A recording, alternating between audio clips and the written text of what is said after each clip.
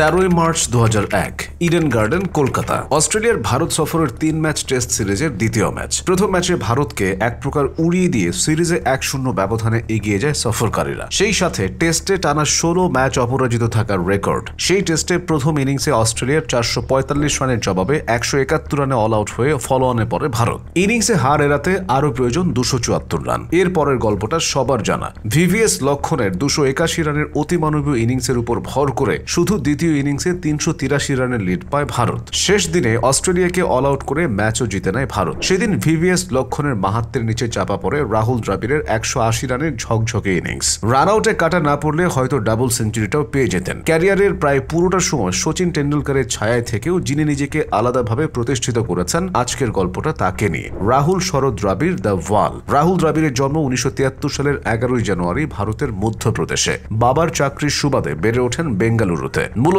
সেখানেই ক্রিকেটের হাতে খড়ে। বয়সভিত্তিক ক্রিকেট খেলেছেন কর্ণাটকের হয়ে। ক্রিকেটে যদি ধৈর্য শক্তির পরীক্ষা নেওয়া হতো, তবে অবধারিতভাবে একজন ফার্স্ট হতেন। তিনি হলেন রাহুল দ্রাবিড়, যার প্রমাণ জাতীয় দলে অভিষিক্ত হওয়ার আগে 5 বছর প্রথম শ্রেণীর ক্রিকেট খেলা। তার সবচেয়ে গুরুত্বপূর্ণ বৈশিষ্ট্য ছিল এটা, হাল না ছাড়া। ভারতের এই দলের হয়ে দারুণ পারফরমেন্সের সুবাদে জাতীয় দলে ডাক পান দ্রাবিড়। 96 সালের এপ্রিলে ভারত, পাকিস্তান, শ্রীলঙ্কার মধ্যকার অনুষ্ঠিত একদিনের 3 জাতীয় টুর্নামেন্টে শ্রীলঙ্কার বিপক্ষে ম্যাচ দিয়ে অভিষিক্ত হন তিনি। অভিষেক ম্যাচে 3 রান করার পর পরের ম্যাচে পাকিস্তানের বিপক্ষে 4 রান করে আউট হয়ে আবারও ব্যর্থ হন দ্রাবিড়। জাতীয় দলে অভিষেকের মুহূর্তটা সুখকর ছিল না দ্রাবিড়ের জন্য। তবে ব্যতিক্রম কেবল টেস্ট অভিষেক। ক্রিকেটের এই রাজকীয় ফরম্যাটে রাজত্ব চালিয়েছেন তিনি। ওই একই বছরের জুনে ইংল্যান্ডের বিপক্ষে লর্ডসে টেস্ট অভিষেক হয় দ্রাবিড়ের। 7 নম্বরে ব্যাট করতে নেমে 95 রানের ঝকঝকে ইনিংস খেলে আন্তর্জাতিক ক্রিকেটে রাজত্ব করার অগ্রিম বার্তা দেন তিনি। 99 বিশ্বকাপের আগ পর্যন্ত ততদিনে টেস্ট স্পেশালিস্ট খেতাব পেয়ে গেলেও একদিনের আন্তর্জাতিক ক্রিকেটে দ্রাবিড়ের অবস্থান ছিল নড়বড়ে। লো স্ট্রাইক রেট, শট খেলাতে সীমাবদ্ধতা ইত্যাদি নানা কারণে ছিলেন সমালোচিত।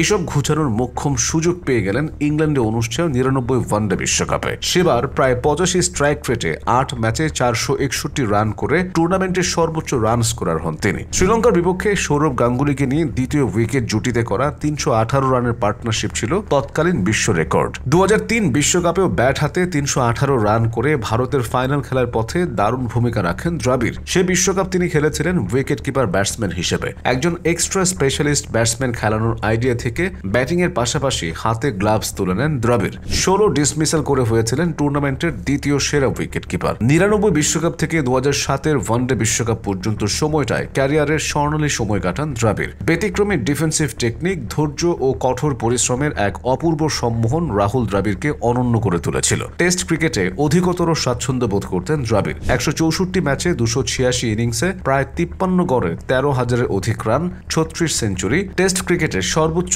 31,258টি বল ফেস করার বিরল রেকর্ডও তার। প্রতিপক্ষের বোলার ধৈর্যের বাঁধ ভেঙে দিয়ে প্রচন্ড মনস্তাত্ত্বিক চাপে ভোগাতেন দ্রাবিড়। যে কোনো পরিস্থিতিতে উইকেটে কামড়ে পড়ে থাকা, প্রতিপক্ষের ছোড়া গোলা থেকে দলকে রক্ষা করা তাকে এনে দিয়েছিল দ্য ওয়াল খেতাব। রাহুল দ্রাবিড় অধিনায়ক হিসেবেও মোটামুটি সফল ছিলেন, তবে বিতর্ক মুক্ত থাকতে পারেননি। প্রথমবার 2004 সালে ভারতের পাকিস্তান সফরে নিয়মিত অধিনায়ক সৌরভ গাঙ্গুলির অনুপস্থিতিতে তাকে অধিনায়ক করা হয়। মুলতানা সিরিজের প্রথম টেস্টে 194 রানে ব্যাট করছিলেন সচিন। হঠাৎ ইনিংস ঘোষণা করেন ক্যাপ্টেন দ্রাবিড়। হতবাক সচিন হতাশ হয়ে ড্রেসিং রুমে ফেরেন। ভারতের কোটি সচিন ভক্ত ক্ষোভে ফেটে পড়েন। 2007 ওয়ানডে বিশ্বকাপে রাহুল দ্রাবিড়ের নেতৃত্বে টিম ইন্ডিয়া চরমভাবে ব্যর্থ হয়। বিশ্বকাপের পরপরই অধিনায়কত্ব ছেড়ে দেন। পরে 2009 সালে ওয়ানডে দল থেকে বাদ পড়েন। 2011 সালের জুলাইয়ে ভারতের ইংল্যান্ড সফরে ওয়ানডে দলে হঠাৎ ডাক পান দ্রাবিড়। ডাক পেয়ে ওয়ানডে ক্রিকেট থেকে অবসরের ঘোষণা দেন। ক্যারিয়ারের শেষ ম্যাচে 79 বলে 69 রানের ইনিংস খেলে বিদায়ী ম্যাচকে স্মরণীয় করে রাখেন তিনি। 344 ওয়ানডে ক্যারিয়ারে প্রায় 40 করে রান করেছেন 10,888। ক্রিকেটকেই ধ্যান জ্ঞান করা দ্রাবিড় ক্রিকেট পরবর্তী জীবন কোচিং দিয়ে শুরু করেছেন।